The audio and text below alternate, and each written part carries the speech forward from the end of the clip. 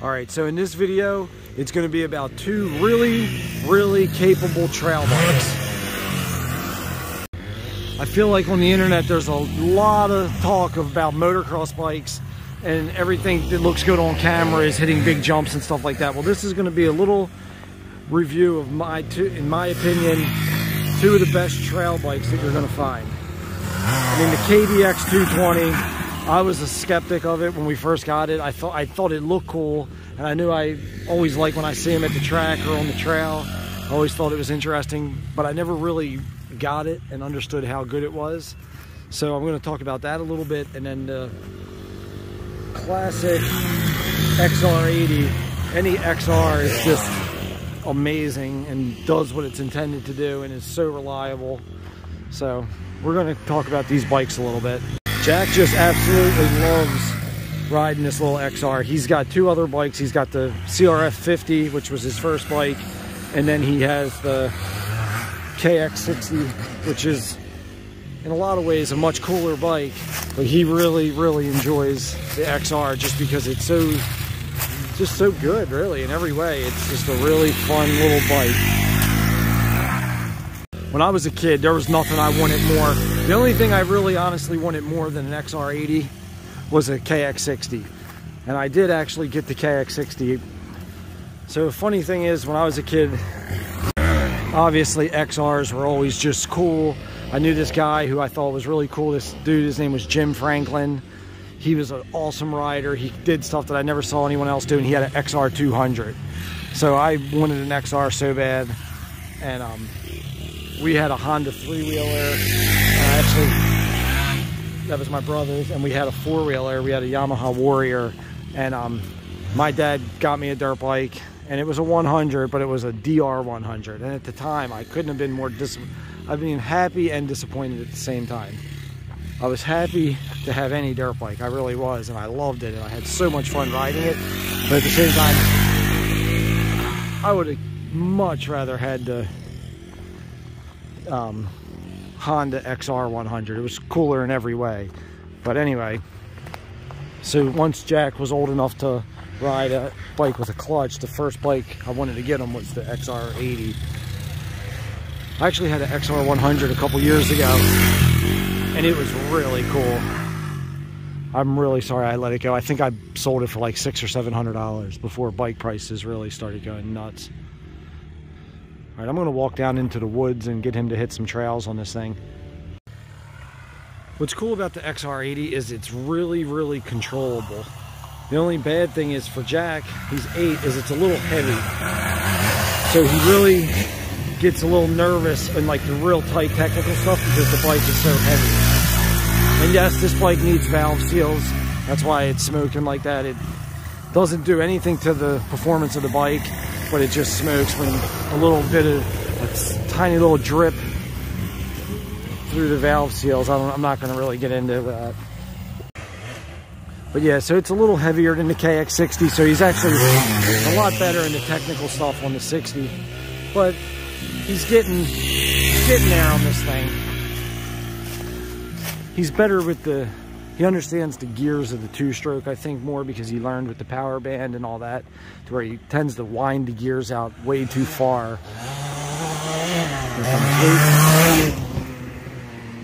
He definitely winds the gears out a little far on the XR. I always tell him to shift, but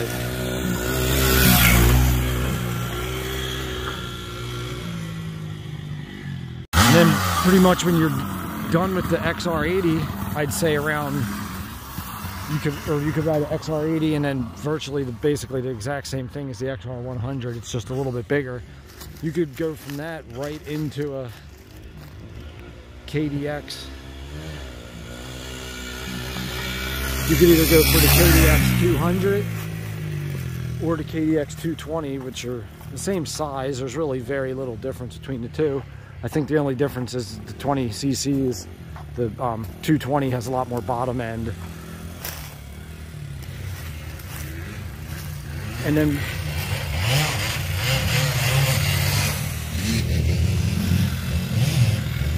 see, when he gets into this real tight stuff, he just feels like that bike is like a tank. He's scared to stop. which he shouldn't stop anyway. I always tell him, use your momentum, keep going.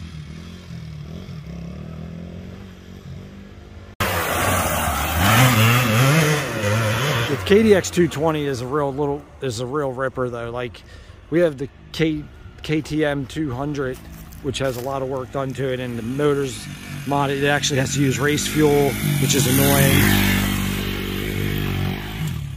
And the KDX, the KTM might be a little bit faster, but the KDX handles so good, and in tight stuff and on hills, the KDX is hard to, it's hard to match, really. I'm not just saying that. I mean, I really mean that. The KDX handles almost better than any dirt bike I've ever ridden.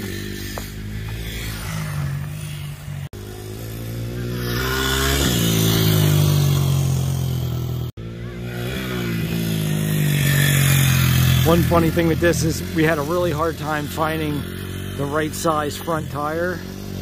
So it has 2 rear tires on it, and it actually hugs the, like a turn like this here where there's really no rut or berm, this long left-hand turn, it hugs so good. It's funny how the bike handles. It almost feels like a fat tire bike, like a Honda Fat Cat or something like that. This KDX is 100% bone stock too. Everything's stock. Exactly how it came.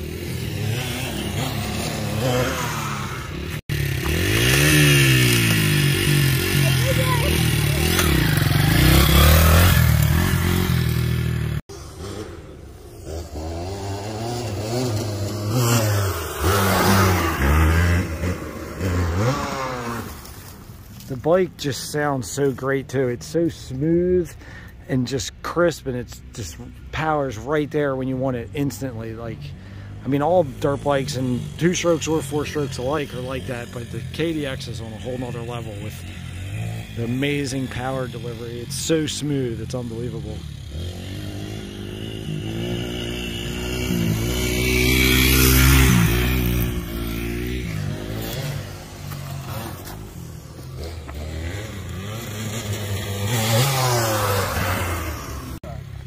Huh.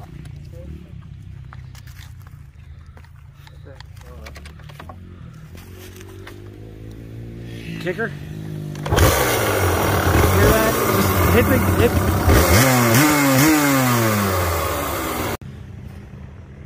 If anybody ever does watch this video and you're thinking about what bike to get for your kid, I would 100% recommend an Xr80.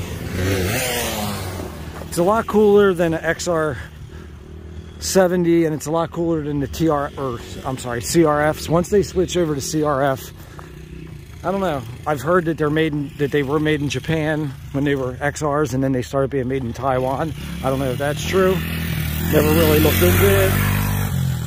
But there's a huge difference. Just the old ones seem to have so much more cool factor, and they're actually built a lot better too. It's not just cool factor. And this real tight stuff is where the KDX actually really shines. This is kind of like its world. It almost feels like a trials bike. You can maneuver it in such tight stuff. Luke's not crazy about real tight woods riding and technical stuff, but the bike just makes it easy.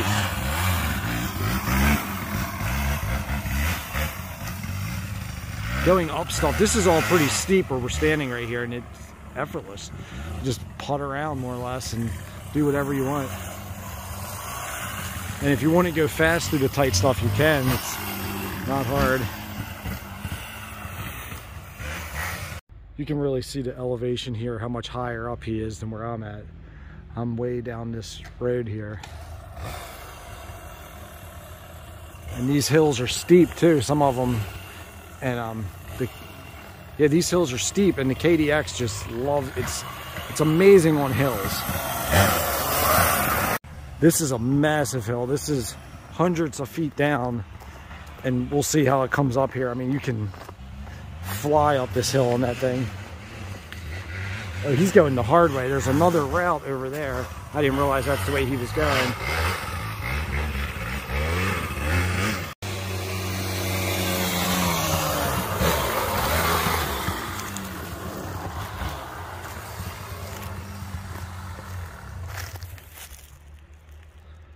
Let me see you come up the hill.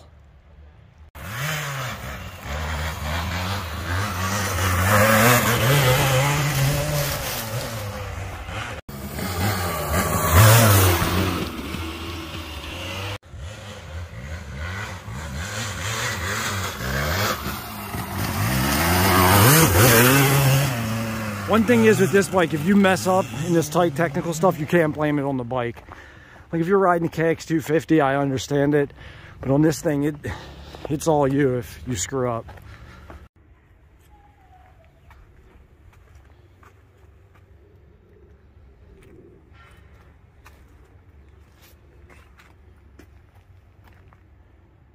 All right, so I'm just going to talk about a couple of really quick things in the end of this video. One thing that's really annoying, because the bike is in really, really good condition, because it has a little dent right here. That's whatever, it's really annoying. And then a stupid thing as far as like just a critique of the bike is it doesn't come from the factory with a skid plate. It's an off-road woods bike and it should definitely come with a skid plate. Other than that, it's basically perfect.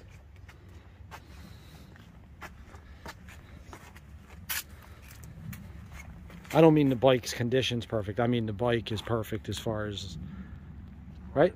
Rideability. Better than a KTM, right? Yeah.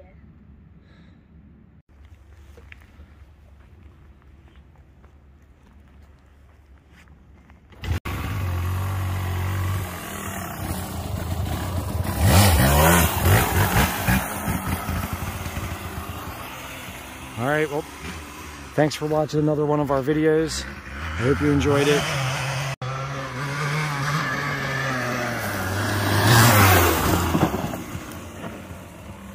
All right, guys, well, that's it for this video. I hope you enjoyed it. Stay tuned for the next video. Not sure what it's going to be about, but we'll figure out something. Next video is actually more than likely going to be a kayaking video. Luke's always saying he's scared of the kickstand. Well, the kickstand was just wobbling on that one. That could be another critique of this bike. The kickstand was wobbling. He always says that our Husqvarna has a better kickstand, which it does. Husqvarna is a very nice bike too.